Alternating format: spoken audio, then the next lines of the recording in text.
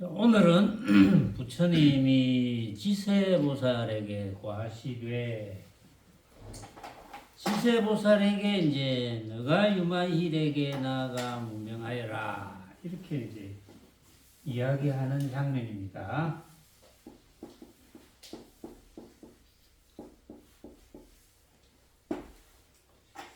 자, 지세보살의 이야기에 들어가기 전에 지난번에 제가 단어를 잠깐 착각해서 여러분들에게 소개를 한 부분이 있었어요. 내가 뭔가 조금 이상하다, 찝찝하다고 생각했는데 지난번에 광음동자에게 부처님께 말씀을 광음동자가 문병을 못 가는 까닭을 이야기했거든요. 그러고 나서 이제 육바라밀이 끝나고 사랑이 이 도량이니 중생을 평등히 여기는 탓이며, 요거는 이제 대자심이라 그랬어요. 지난번에 어여삐 여김이 도량이니 괴로움을 견딘다는 탓이며, 대비심 기쁨이 이 도량이니 법문을 즐기는 탓이며, 희 이제 자비 희 사 버림이 도량이니 밉고 쏠림을 끊는 탓이며, 요거를 지난번에 설명을 했어요. 근데 이거를 이제 제가 소개를 할 때 그 뒤에 사섭이 이 도량이니 중생을 거두는 탓이며 이랬는데, 이 부분을 자비희사를 제가 사섭이라고 제가 착각을 했어요. 사섭이 아니고 가만히 생각해 보니까 뭔가 이상했어. 다시 찾아보니까 이름하여 앞에 자비희사는 사무량심입니다. 이제 혹시 이런 거 이제 불교 대학에서 뭐 시험 치면 틀리면 안 되거든요. 자비희사는 사무량심이다.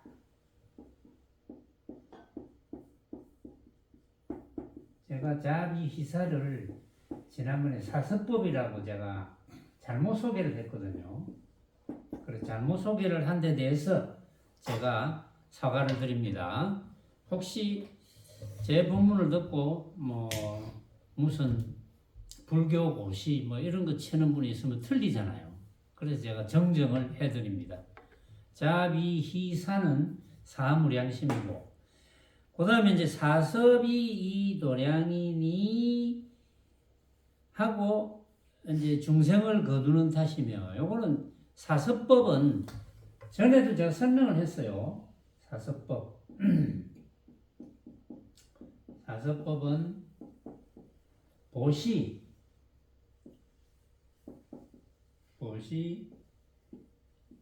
애어, 사랑의 자,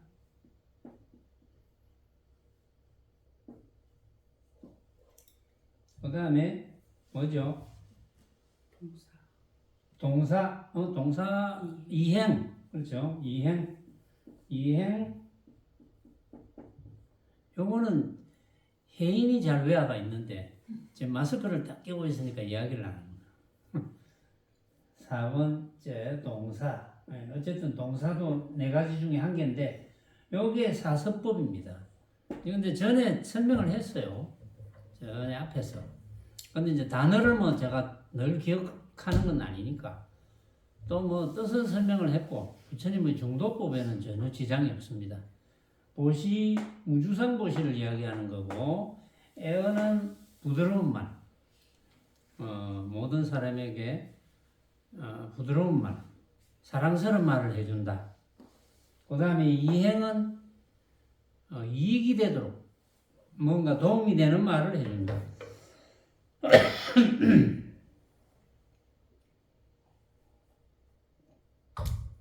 도움이 되는 말을 해준다. 동사는 같은 일을 하면서 그 속에서 뭔가 이제 수행에 관한 인연을 심어준다.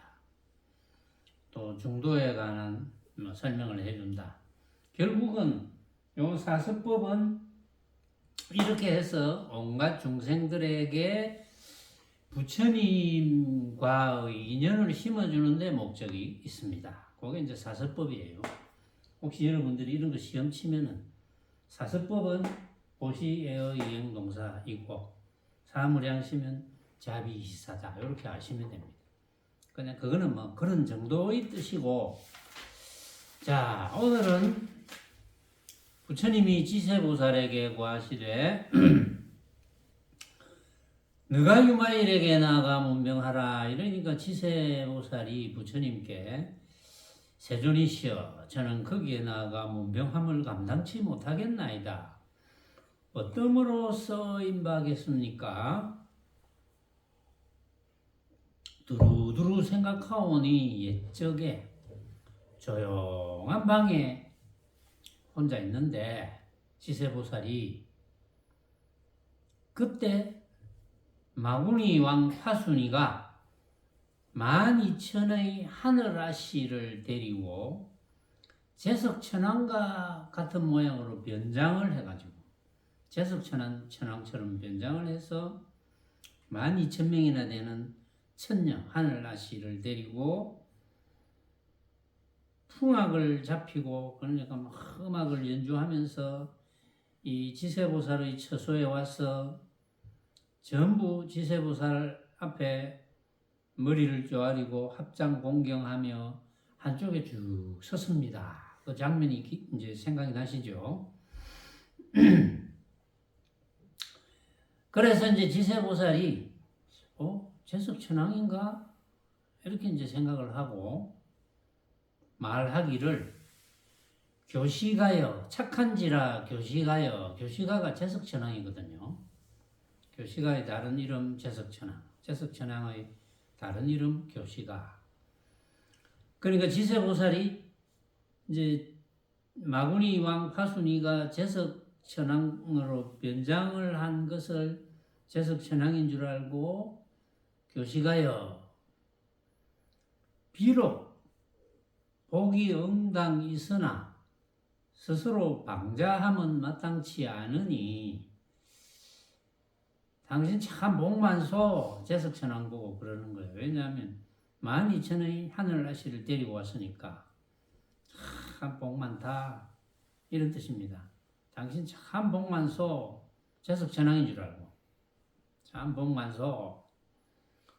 그러나 방자하면 그건 이제 안 됩니다. 방자하면 안 된다. 방자하게 모여요. 이제 이런 뜻이에요. 12,000명이나 데리고 여자를 데리고 와가지고 쫙 옆에 섰단 말이야. 그러니까 방자하게 보여. 그래서 마땅히 오욕의 떳떳지 않음을 보고 착한 미천을 구할지며, 오욕의 떳떳지 않음은 오욕이 가짜임을 보고, 오욕이 가짜임을 봐라.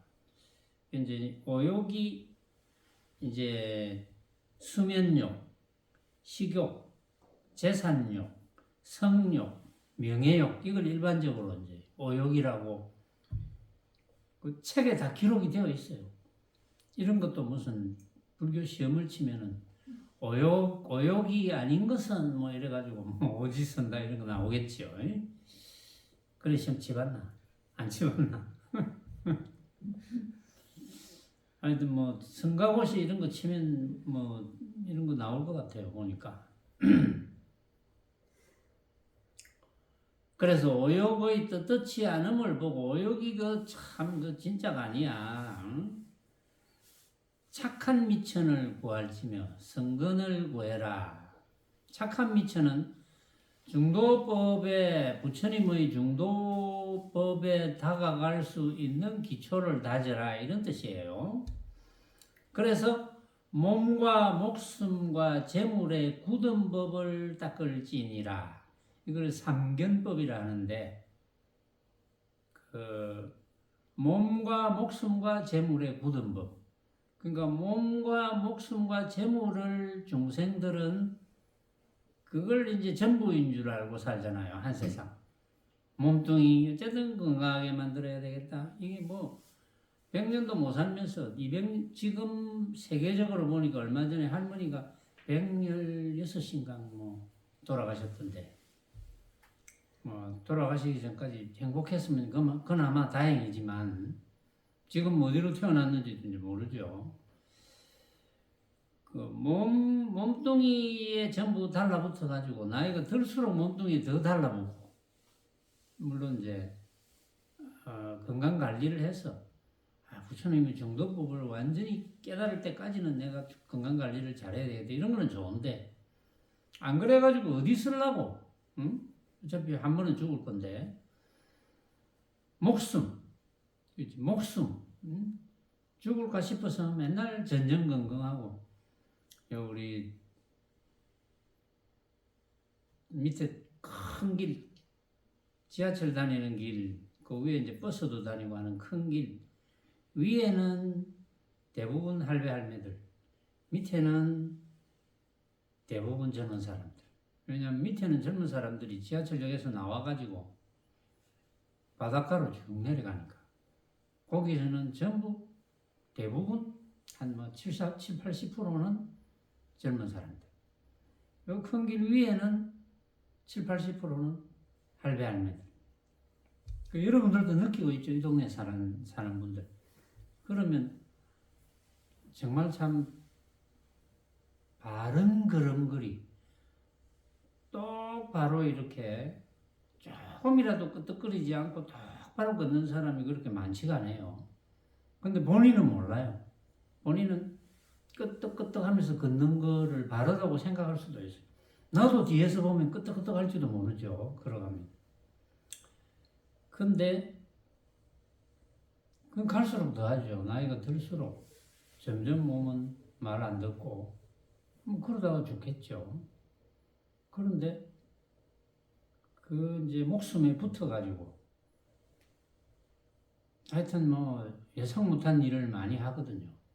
어떤 분은 하루에 병원을 매일 3군데 4군데 다닌다고. 그러니까 하도 많이 다니니까 이제 막 응급실 이런 데도 자주 가고 많이 다니니까 지금은 국가에서 이제 응급실 가면 자기 부담률을 높이자. 뭐 70%, 80%를 높이겠다. 많이 다니니까 그러면 한 군데 갔는데 뭐 같은 계통에서 한 군데 정도는 더 갈 수가 있어. 여기는 조금 뭔가 들어보니까 내 생각하고 다르다. 한 군데 좀 더 가서 진단을 받은 그런 거는 되는데 3군데 4군데 매일을 3군데 4군데 다닌다는 할배 할매들이 생각보다 많대요. 이거 왜 그럴까요? 불안하거든. 그래 불안해. 어차피 한 번은 죽는 줄 알면서도 혹시 서너 군데 가면 조금 나을까? 불안하니까 이제 가는 거예요. 그래 지금 국가적으로 앞으로 같은 병 가지고 3군데쯤 가면은 자기 부담률을 한 80% 올리고 4군데 가면 자기 부담률을 100% 올린다든지 뭐 이런 걸 한다고 그런 게 이제 한번 났어요. 저는 신문에서 봤는가? 하여튼 매스컴에서 그런 게 났는데 그런 걸 뭐 잘 하는 것 같아요 보니까. 왜냐하면 그 3군데 4군데 5군데도 막 가는 분도 있다는데 그분들 때문에 진짜로 병원에 가야 되는 사람이 방해를 받거든요. 한 번이라도 가야 되는데 그런 분들은 삼견법을 몰라서 그래요. 몸과 목숨과 재물에 굳어야 돼. 재물. 평생을 이제 재물 모은다고 버릴다고 하잖아요. 재물 모으다가만 죽어버려요. 지는 쓰지도 못하고. 그런 사람들이 굉장히 많습니다. 생각보다. 또 운이 좋으면 그런 사람들과 친척관계 있다거나 직계면 더 좋고 뭐 좀 끈질 수도 있지만 그것 또한 인연이거든요. 그러다가 그런 걸 가지게 되면 또 삼견법에 어긋나는 짓을 해요. 그래가지고 막 재물 쓰기 바빠. 제목을 쓰다가 뭐 어차피 한 번은 죽는데. 여기서 삼경법을 이야기하는 이유가 있을 거예요, 반드시. 왜냐면 워낙 많은 사람들이 세 가지에 붙으니까. 몸에 붙고, 목숨에 붙고, 재물에 붙고. 그래서 거기에 굳은 법을 닦아라. 그거는 모습적으로는 전부 부처님의 인연법에 의한 결과고, 인연 따라 생기는 것이고, 원인 없는 결과는 없다. 이 세상에 어떤 모습이라도 원인 없는 결과는 없다. 그러나 그 결과를 보고 판단하는 것은 똑같은 결과라 하더라도 다 다르다. 이게 부처님의 중도법이거든요. 그래서 이제 교시가여 어쨌든 삼경법을 닦아라 이러니까 곧 그 변장한 마구니 파순이가 저에게 일러 말하되 보살이시여 22,000의 하늘아시를 받아서 시 설거지라도 차리심이 좋을까 하니다. 뭐 어쨌든 옆에서 좀 보조로 많이 쓰십시오. 이제 이런 뜻이잖아요. 응? 12,000명 줄 테니까 어쨌든 편한 대로 좀 이래 쓰세요. 뭐 이런 뜻이거든요. 그러니까 이제 이 지세보살이 교시가여 제석천왕이여 이 법답지 아니한 것으로 우리 사문석자에게 요구하지 말지니. 우리 부처님 제자들한테 왜 부처님 법에 맞지도 않는 이야기를 해가지고 요구를 하느냐. 이거는 나에게 마땅함이 아니니라. 마땅치 않아. 이런 뜻이거든요. 그러가 채 말을 마치지 못한 때 유마거사가 탁 나타났습니다. 그래가지고 지세보살한테 재석이 아니니라. 이거는 마귀가 와서 너를 어지럽게 함이니라. 이렇게 가르쳐 줍니다.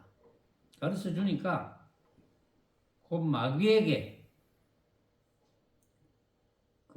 그렇게 가르쳐 주면서 유마거사가 마귀에게 마구니왕 파순이에게 이야기합니다.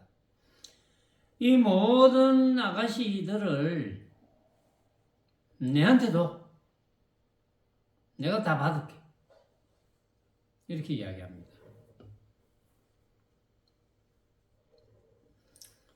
그러니까 마귀가 곧 놀랍고 두려워하여 생각하기를 아이고 유마거사가 장차 나를 고민에 빠뜨리게 하지 않을까? 나를 곤란하게 하지 않을까? 그런 생각을 하면서 자기 몸을 숨기려고 했는데 유마거사 앞에서 숨기지를 못했어요. 그래가지고 그 실력을 다하되 또한 가지도 못해. 그러니까 공중에서 이제 소리가 들리는 거예요. 파순아, 이 아가씨를 다 드려야지 갈 수 있어. 그러니까 아가씨들 12,000의 아가씨를 유마거사에게 다 드려라. 그러고 나서 가라. 이렇게 이야기합니다. 얼마나 파순이가 아깝겠습니까? 그러니까 이 마귀가 파순이가 두려운 탓으로 머리를 숙였다, 치켜 세웠다 하다가 12,000 아가씨를 다 드렸어, 유마거사에게. 그러니까 유마거사가 이제 12,000의 하늘 아가씨를 다 받았잖아요. 그러니까 아가씨들에게 이야기합니다. 마귀가 너희들을 나에게 주었으니 이제 너희는 다 마땅히 안욕따라 삼맥삼 보리심을 내는 게 좋겠다. 이렇게 이야기합니다. 안욕따라 삼맥삼 보리심을 내야지 결국은 나중에 부처님의 중도 부분을 알아들을 거거든요. 그래서 이제 유마거사가 그래 놓고 나서 이제 설법을 합니다.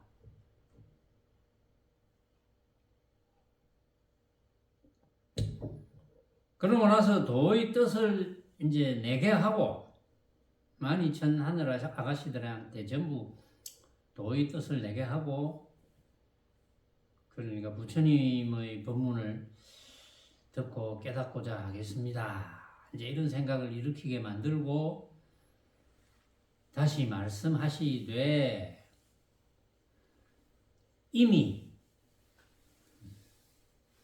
너희들이 도의 뜻을 내었으니 도닦겠다 이런 생각을 했으니까 사실은 알고 보면 법락이라는 것이 있느니라 이렇게 이야기합니다.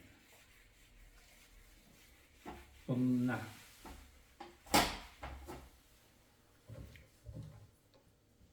너희들이 들어나 봤나 이 법락이라는 말을.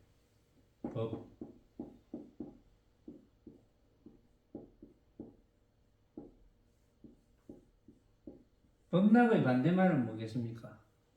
오용락입니다.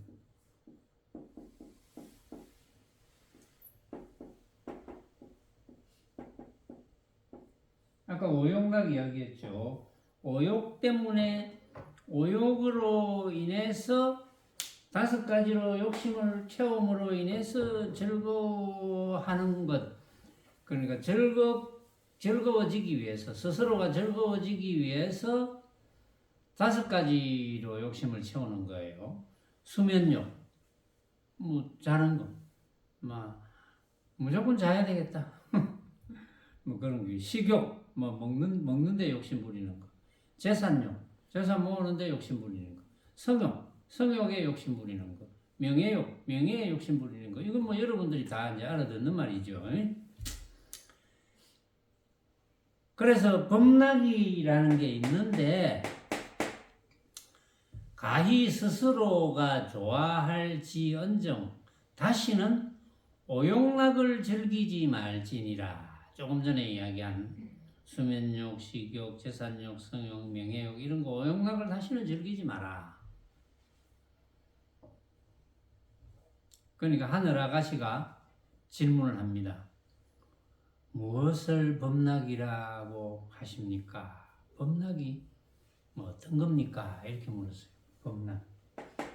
그래서 지금부터는 이 이제 유마거사가 이제 법락을 설명하겠죠. 법락이란 뭐냐? 쭉 이제 이야기를 해볼게요. 첫째, 항상 부처님 믿기를 즐거워하며, 부처님을 그냥 믿는 게 아니고 부처님 믿기를 즐거워해야 돼. 그럼 부처님의 무엇을 믿기를 즐거워해야 될까요? 부처님의 무엇을 믿기를? 부처님의 가르침을 믿기를 즐거워해야 된다. 부처님의 가르침이 뭡니까? 이념법과 중도법. 그거밖에 없어요. 많으면 되게 많이 헷갈릴 텐데 2개니까 너무 간단하지 않습니까? 근데 이 2개를 못 알아들어요. 저는 왜 못 알아듣는지 이해가 잘 안 가지만 해도 잘 못 알아들어요. 때로는 알아듣는 척은 하는데 주변에 여러분들하고 이야기를 하다 보면 중도법 이야기해주면 또 이념법 이야기해주면 그거는 과학이다. 원인 없는 결과는 없다. 이거는 또 이해를 잘 해요. 중도법 설명해주면 또 이해하는 듯 보여. 그런데 그 진짜로 이해하는지는 그게 이제 좀 불분명하지. 그걸 진짜로 이해하려면 간절해야 되거든요. 뭐 그거 몰라도 현재 먹고 사는데 지장이 없잖아요. 그 사람들이. 그거 안다고 더 잘 먹고 살고 하는 건 아니거든요. 실제로. 그거 몰라도 한 달 수입은 뭐 똑같고 또 뭐 운동할 거 운동하고 또 맛있는 거 먹으러 다니고 친구들 만나고 노는데 뭐 별 지장이 없어요. 그거 몰라도. 중도법 이런 거 몰라도 돼. 그러니까 간절할 리가 없지. 중도법을 모르면 이거 참 큰일인데 정말 세상이 뒤비질지도 모른다 이렇게 돼요. 간절해야지 그게. 그래서 이제 항상 부처님 믿기를 즐거워하며 첫째 부처님 가르침 믿기를 즐거워해야 된다. 중도법, 중도법문 듣기를 즐거워해야 된다. 그렇죠? 여러분들이 중도법문 듣기를 즐거워해야 된다. 당연한 거지. 그 뒤에 또 바로 나오네. 두 번째, 법문을 듣고자 함을 즐거워하며. 내가 너무 앞서가구나 이제 보니까.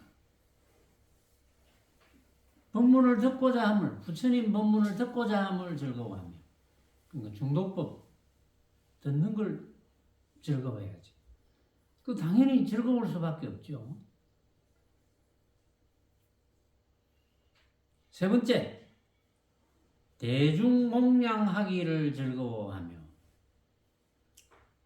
같이 밥 먹는 거 그거 내하고 성미 안 맞아. 똑같이 먹는 거. 이런 사람도 있잖아요. 나는 내 식대로 먹어야 되는데 나는 이걸 먹고 싶은데 대중공양하면 꼭 맛없는 것만 나오고 내 취향은 안 나오고 그건 내 취향이 아니야. 이런 사람도 있을 거거든요. 그런데 왜 대중공양하는 걸 즐거워해야 되는지를 짐작을 좀 하십니까? 방금 제가 조금 전에 힌트를 줬잖아요. 왜 대중공양을 즐거워해야 되느냐? 대중공양하면서 예를 들어 우리가 먹는 거라는 것은 각자가 판단하잖아요. 맛있다, 맛없다. 그런데 거기에서 이 분별을 자꾸 하거든요. 대중공양하면서. 분별을 하면 그거는 이제 수행이 안 되잖아요. 근데 대중공양 안 하면서 내가 맛있는 거 찾아다니면서는 분별이 더 심하겠죠. 대중공양보다. 대중공양 하면서도 분별을 하지만, 근데 대중공양을 점점 같이 하다 보면 그런 어떤 먹는 것에 대한 분별심이 떨어집니다. 이게. 그건 떨어질 수밖에 없어요. 어차피 대중공양 해야 되는 입장이라면, 지금 예를 들어서 우리가 만약에 여기 있는 분들이 매일 똑같이 삼시세끼를 먹는다고 생각해 봅시다. 그러면 다른 사람 보는 눈치도 있고 이러니까 지금 좋아 안 하는 음식이 안 먹으면 되거든요. 그러면 이게 분별심이 자꾸 이제 표가 나거든요. 먹어도 죽는 것도 아닌데 먹으면 오히려 몸에 이익인데 그동안 내가 잘못 먹어왔던 습관, 잘못된 버릇 때문에 자꾸 이제 분별심을 일으켜서 이거는 좋고 이거는 나쁘다. 그렇게 되면 표가 나잖아요. 그런데 대중공양을 하다 보면 그게 점점 줄어들 거거든요. 그 분별심이 줄어들겠죠. 먹는 것에 대한 분별심. 또 부처님 당시에는 전부 세속견을 다 끊어버리고 전부 모여서 먹는 거, 입는 거, 자는 거 이거 전부 똑같이 하잖아요. 그 돈 한 푼 없어도 되고. 왜냐하면 먹는 거는 빌어 먹으면 되니까. 얻어 먹으면 우리 같으면 거지죠. 그렇게 빌어 먹으면 되고. 입는 거는 전에도 이야기했지만 시신산천 그거 이제 다 풀어가지고 더운 나라니까 대충 옷을 만들어서 입으면 되고 빨아서 깨끗이 빨아서 돈 안 들고. 자는 거는 그냥 노숙하면 되니까. 따뜻한 지역이니까.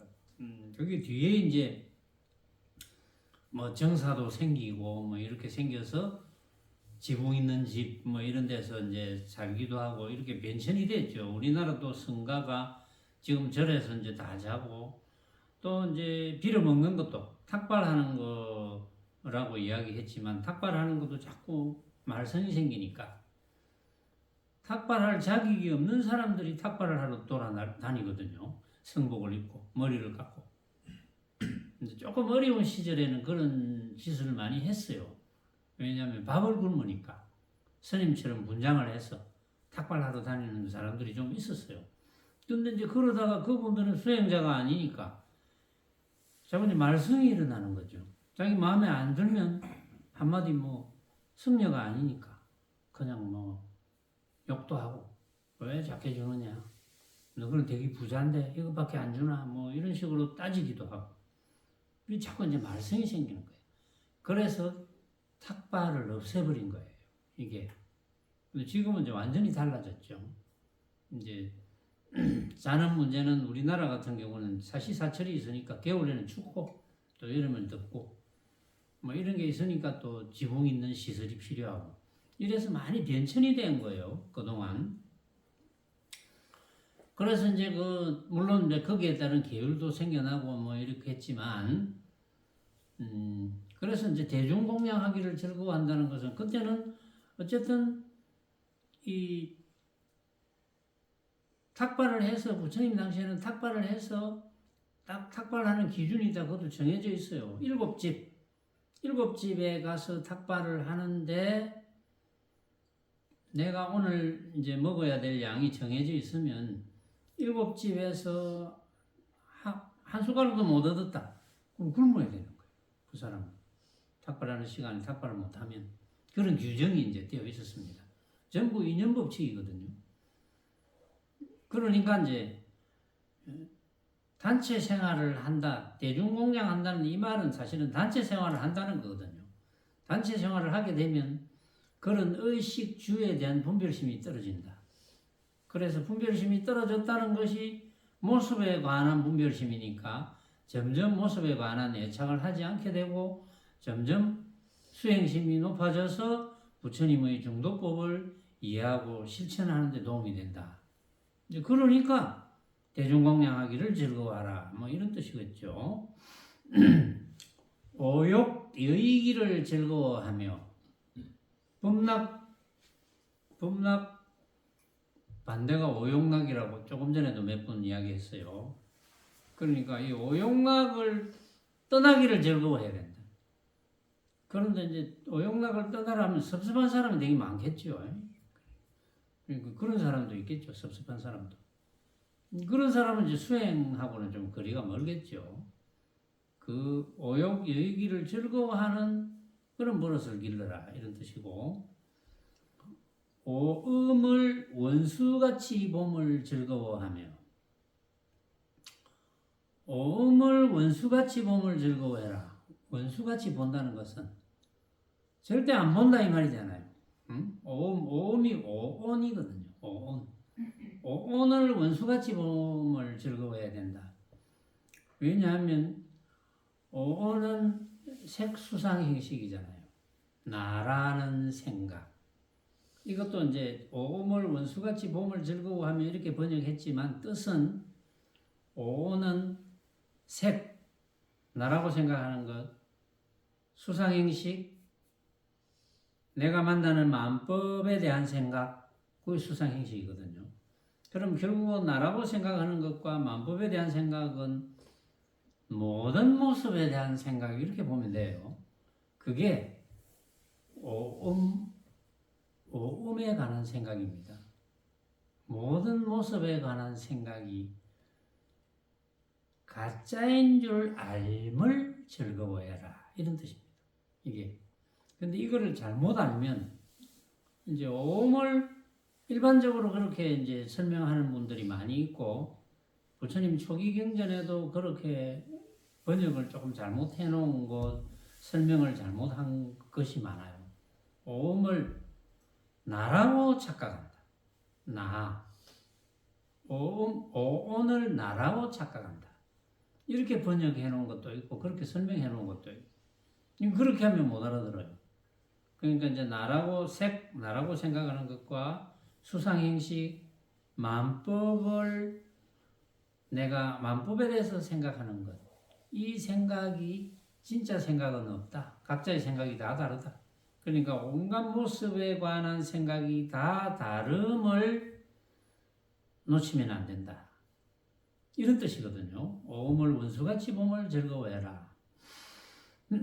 사대를 독사로 봄을 즐거워하며 사대는 지수화풍의 기운이죠. 우리 육신이 불교에서는 사대가 모여서 지수화풍의 기운이 모여서 우리 육신이 만들어졌다. 이거를 똑사로 봐야 된다. 똑사로 본다는 게 도저히 보지 마라. 친하지 마라. 사대하고 친하지 마라 이 말이지. 똑사로 봐라. 사대만 보면 도망을 가라. 그 말은 사대만 보면 가짜로 알아라. 진짜로 알지 마라. 내가 생각하는 사대가 아니야. 왜냐하면 각자의 사대도 뭐 육신을 이제 사대가 모여서 육신이 만들어진 거니까 그렇게 설명을 하니까 각자의 육신을 누구의 육신이라도 온갖 사람들이 한 사람은 육신을 쳐다봤다. 그 사대를 쳐다봤다. 생각이 다 다르니까 진짜 생각이라는 거는 없거든요. 생각이 다 다르니까. 그런데 이제 진짜라고 착각하는 것 때문에 번뇌가 생기는 거거든. 나는 내가 참 잘났다고 생각하는데, 잘생겼다고 생각하는데, 뭐 그런 이야기를 많이 들었어. 집안에서 막 전부 친척들이 잘생겼네, 잘생겼네 이런 이야기를 하면서 자랐고 그렇게 생각하고 있는데 대학을 갔더니 친구들도 내가 남자라면 친구들도 있고 뭐 또 여대생들도 있는데 뭐 좀 이상하게 생겼네 뭐 이렇게 이야기를 했다. 그러면 한 생각이 일어나겠죠. 바로 붙어버리겠죠. 이상하게 생겼네. 이 잘생긴 기가 못생긴 기가 이 좀 이상하게 생겼다. 뭐 그런 일이 없을 수가 없죠. 있을 수 있지. 그러니까 사대를 독사로 봄을 즐거워해야 된다. 사대를 진짜로 보지 마라 이 말이고, 받아들임을 빈 두매와 같이 함을 즐거워하며, 받아들임을 빈 두매, 빈 고을, 고을 두매가 고을이죠. 옛날에 두매산골 뭐 이런 거 있잖아요.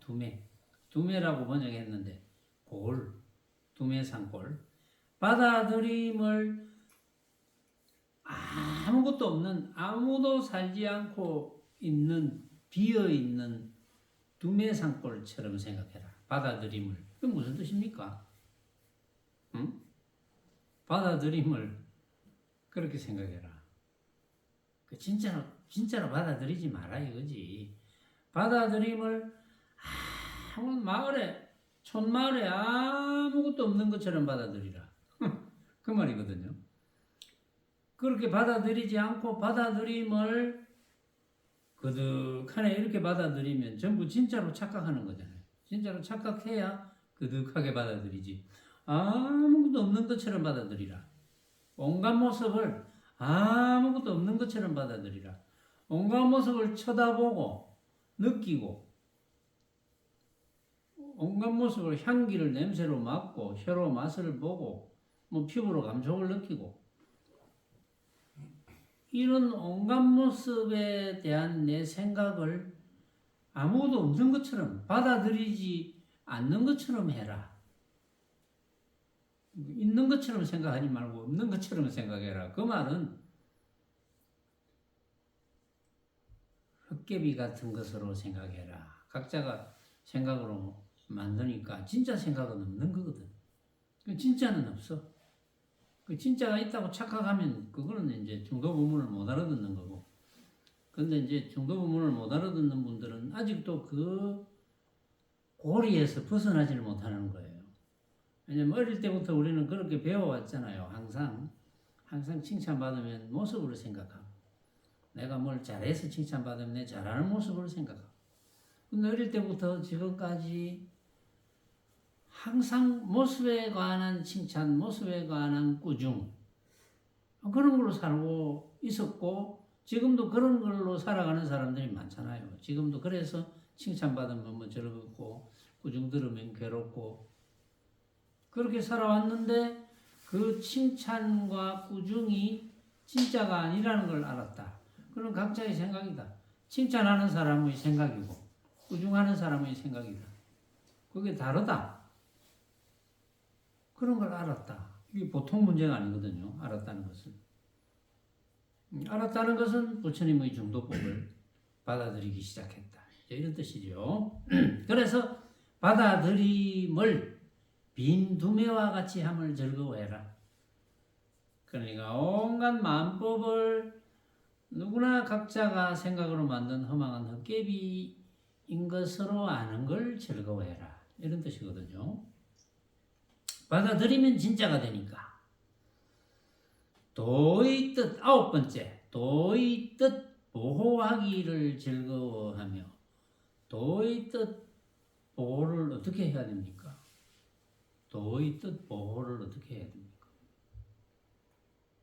그리고 틈만 나면 최상승 본문 듣고, 틈만 나면 최상승 본문 들은 이야기하고, 그게 도의 뜻 보호하는 거죠. 그거 왜 어떻게 도의 뜻을 보호합니까? 10번째, 중생을 이익해 하기를 즐거워하며. 그런데 이제 좀 고약한 사람들은 막 손해 보이기를 즐거워하는 사람도 있잖아요. 응? 아이고 나는 관여 안 하겠다 이런 사람도 있고. 근데 가능하면 중생을 조금이라도 이익되게 하기를 즐거워해야 됩니다. 저도 요즘 여러 사람들을 이익되게 해주면서 많이 즐거워하거든요. 여러 가지로. 뭐 제가 이렇게 이야기하면 이제 아는 분들은 알겠죠. 저하고 한 번씩 만나서 이야기하는 분들은 어떻게 해서 즐거움을 주는지. 물론 법문하는 것도 마찬가지예요. 제가 최상승 법문하는 것도 뭐 여러분들에게 즐거움을 주려고 하는 거니까. 근데 들으면서 뭐 괴로워하는 분도 있겠죠. 왜 이래 나는 맨날 못 알아듣노. 똑같은 말 같은데 주구장창 들어도 못 알아듣고 마음에 와닿지 않고 앉아있는 게 괴롭고 주리가 틀리고 왜 이런 놈 이런 사람도 있을 거고, 앉아있는 게 괴롭고 주리가 틀리면 저 뒤에 소파 앉으면 됩니다. 무릎이 아프거나 뭐 그런 사람도 있을 거니까 그런 사람 저 뒤에 소파에 앉아서 들으시면 돼요. 근데 이제 경험에 의하면 부처님의 중도 본문을 알아들으면 뭐 항상 즐겁죠. 항상 즐겁습니다. 근데 못 알아듣는 사람들을 이제 이익되게 해 주기를 이제 즐거워해야지, 못 알아듣는 사람들에게 이익되게 하다 보면은 그분들이 언젠가는 뭐 한번 제대로 들으려고 하겠지요. 그러나 이 중도 본문을 들으려고 하는 인연은 참 어려운 것 같아요. 내가 경험을 해보니까. 수많은 사람들과 이야기를 해보는데, 뭐 본의 아니게 뭐 이런저런 이야기를 하다가 어떻게 뭐 중도 본문을 간접적으로 슬쩍 제가 이제 던질 때도 있거든요. 그러니까 커피 마시다가도 제가 이제 한 번씩 이 잔 누가 만들었어요? 뭐 이렇게 물어요. 제가 한 번씩 잘. 이 잔 누가 만들었어요?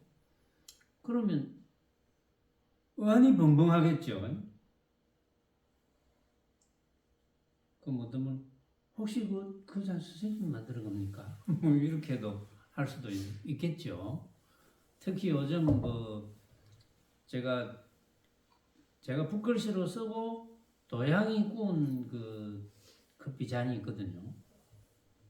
그런 걸 가지고 이렇게 먹으면서 이런 누가 만들었어요? 이러면 내가 자랑하는 줄 알고 선생님 만드는 거 아닙니까? 뭐 이렇게 대부분 그렇게 생각해요.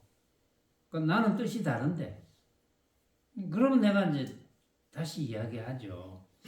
자, 이 잔은 글씨는 내가 썼지만 뭐 굽기는 도공이 구웠다. 그거는 이제 그 원인에 의해서 우리가 이렇게 이 잔으로 커피를 담아서 커피를 마시고 있는데 그거는 그런 원인에 의해서 이런 결과가 만들어진 것이고, 지금 당장에 이 잔을 쳐다볼 때 어떤 생각이 들어요? 제가 이렇게 묻거든요. 이 잔을 쳐다보고 어떤 생각이 드냐고. 뭐 좋든 나쁘든 예쁘든 예쁘지 않든 크든 작든 깨끗하든 더럽든 무슨 생각이라도 이렇게면 무슨 생각이라도 들겠죠. 그러면 모든 사람은 뭐, 멋있습니다. 뭐 이렇게도 이야기하잖아요.